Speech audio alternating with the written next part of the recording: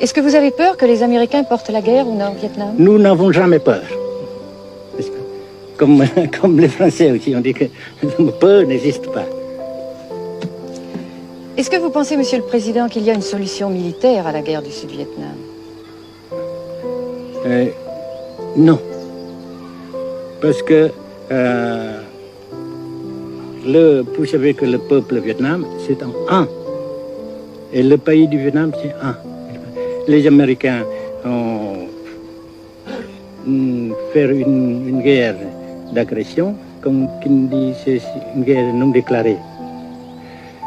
Et, comme vous savez aussi, vous avez pu lire dans la presse, n'est-ce pas, bien, mondiale, que plus la guerre prolonge, plus les Américains et leurs valets, n'est-ce pas, s'enlisaient, hein?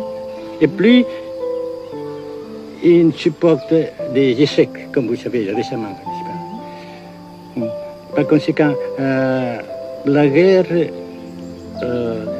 ne peut pas durer éternellement.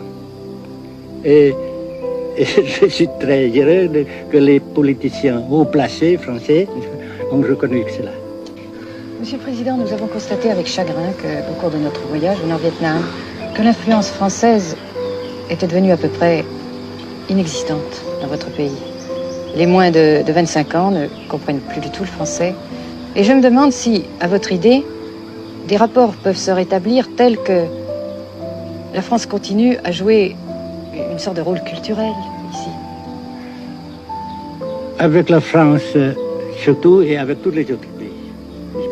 Nous voulons avoir une coopération amicale, culturelle, économique, etc. Mais je suis sûr que vous ne voulez pas avoir, n'est-ce pas, que la France ait l'influence qu'elle avait avant. C'est une autre chose. Naturellement, c'est une autre époque. Mais coopération culturelle, économique, qu'est-ce qu'il y a encore, sportive par exemple, oui. etc., n'est-ce pas, nous le désirons. Si la guerre se cristallise au sud et se poursuit encore pendant quelques années, pensez-vous que l'avenir économique du Nord-Vietnam soit viable? Je suis sûr que ça non seulement viable, mais ça progresse.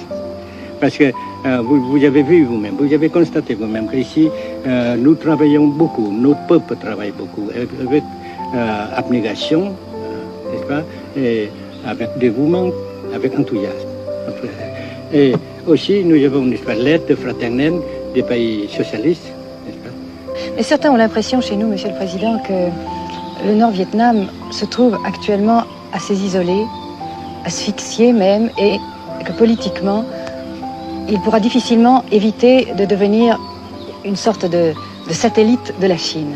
Qu'est-ce qu'on peut répondre à cela? Jamais, jamais.